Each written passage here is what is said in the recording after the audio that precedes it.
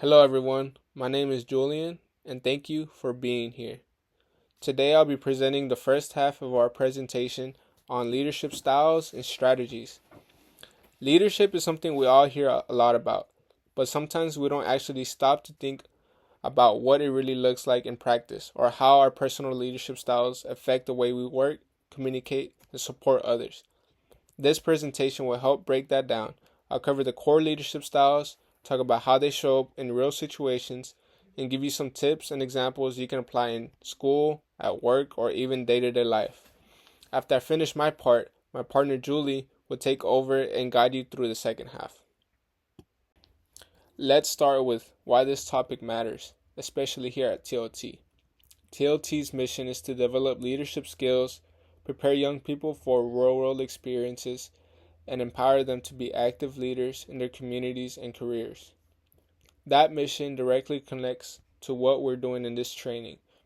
Understanding leadership styles helps us grow not just as individuals, but as team members and future professionals. Leadership is more than just being in charge. It's about how we handle pressure, how we listen, how we make decisions, and how we bring others along with us. By learning about these styles, we become more self-aware. We understand our strengths, our blind spots, and what kind of leader we naturally are. And that helps us step into leadership roles with confidence, whether we're managing a project, leading a club, or eventually working in a company or nonprofit. Here's what we'll cover in the presentation. First, I'll explain what a leadership style is and why it's important to know your own. Then, we'll go through the most common leadership styles. Each of these has its strengths and weaknesses, and I'll show you how to recognize them and when they might be useful. I'll also walk you through strategy examples for each one so you can see how they work in action. I'll then pass it to Julie, who will continue with other styles, give a summary of what we've learned, and then you'll take a quiz on everything you've learned in this video. So make sure to pay attention, take notes if you have to, and enjoy the presentation. So, what exactly is a leadership style? A leadership style is the way a person leads a team or group. It includes how they communicate, how they make decisions, and how they respond to challenges or opportunities. Some people lead by involving everyone in the process. Others lead by taking full control. Neither approach is automatically better. The key is knowing what works for the team and the situation you're in. One of the most important things to understand is that leadership styles are flexible. You don't have to lock yourself into one. In fact, good leaders shift between styles depending on what's needed. One of my favorite reminders is that good leaders don't just lead, they learn how to lead differently depending on who they're working with.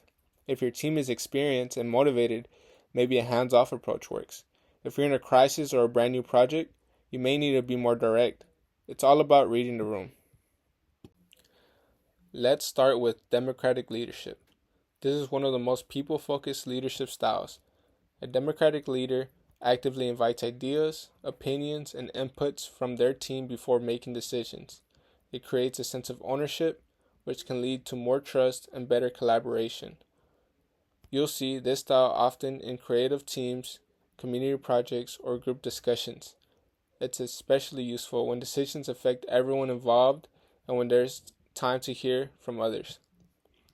A helpful strategy with this style is to ask for feedback before finalizing a plan. For example, if you're planning an event or starting a group project, taking time to check in with your team can uncover ideas you didn't think of, and it makes your team feel valued. Now let's look at the other end of the spectrum. Autocratic leadership. This style is all about fast, top-down decision-making. The leader gives clear directions and expects the team to follow them without much discussion. Autocratic leadership is often seen in emergency situations, manufacturing environments, or high-stakes deadlines, where every second counts and the margin for error is small. That said, this style can feel controlling if overused. If people never get to contribute or ask questions, it can hurt morale. So the strategy here is to use this style when the situation demands clarity and speed. Let's say you're running a fundraiser and you only have 1 hour to set everything up before people arrive. You don't want to debate what table goes where. That's a moment where clear direction helps the group stay focused. The last one I'll cover today is laissez-faire leadership, which is basically the opposite of autocratic. It's a hands-off approach. The leader steps back and lets the team manage themselves. This can work really well when you're leading highly independent, skilled people who already know what they're doing and just need space to do it. The risk with this style is that it can lead to confusion or lack of direction if people aren't on the same page, or if they need support but don't get it. A smart strategy here is to give your team freedom but check in regularly. Maybe you're managing a small group project where each person is working on a different part. You don't need to micromanage, but checking in weekly helps you stay updated and it keeps the team aligned. Those are the 3 leadership styles I'll be covering: democratic, autocratic, and laissez-faire, each with its own strategies and strengths.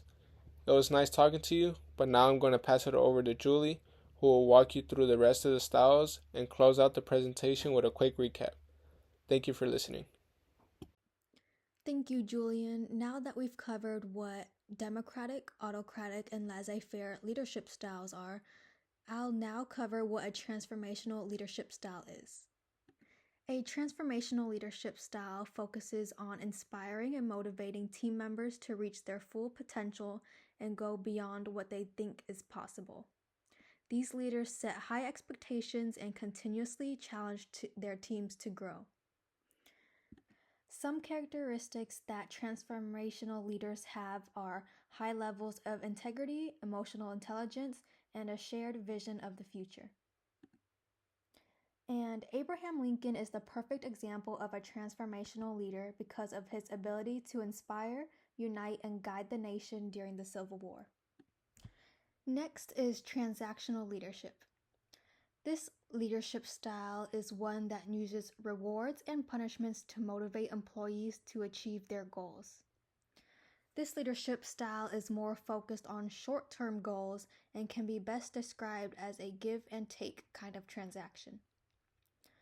Employees are rewarded for exactly the work they performed. For example, a salesman meets his monthly sales target, so his boss rewards him with a $300 bonus.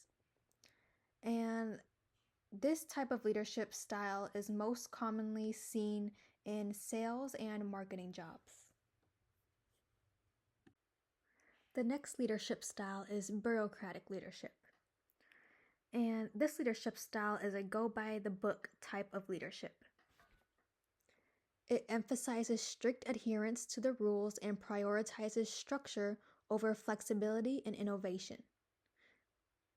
It also follows a hierarchical structure where the leader ensures their employees are following the rules. Some strengths of this leadership style include having stability and efficiency, but it also has some weaknesses because this leadership style is not suitable for places that value new and innovative ideas. So most likely, this style is not suitable for young people. It is more suitable for jobs that involve safety risk or managing valuable items. The last leadership style we'll go over in this lesson is the servant leadership style. This style is based on the desire to serve and give to your community. A servant leader puts the needs of their team before their own. And with this strategy, it empowers people to perform at their best. It is a form of leading by example. Servant leaders try to find ways to develop, elevate, and inspire people following their lead to achieve the best results. But with that, there are some weaknesses to this leadership style. They may experience slower decision making, difficulty maintaining control, and the risk of being perceived as weak. An example of this leadership style in the workplace is when a manager stays late to help their employee meet a deadline. Now we've reached the end of our lesson where we explored 7 different leadership styles from democratic, autocratic, laissez-faire, transformational, transactional, bureaucratic, and servant. In this lesson, we went over and explained each leadership style, as well as going over some pros and cons and gave examples of each style. So now you should be able to answer these 3 key questions. Why is understanding leadership styles important? Because it defines how leaders guide, motivate, and manage teams. Which one is the best? There really is no right way to lead. It all just depends on your organization, personality style, and situation. And which one do you think works best for you? For example, do you prefer a more democratic leadership style or autocratic? Remember, there is no right or wrong answer, and you can always switch between different leadership styles if needed. These are the sources we use to help us get information that we use for this lesson. You've reached the end of our lesson. Thank you for your time, and I hope this presentation by Julian and I gives you new insights into how you can be a more effective leader. And now you should be able to take the quiz to test your knowledge. Thank you.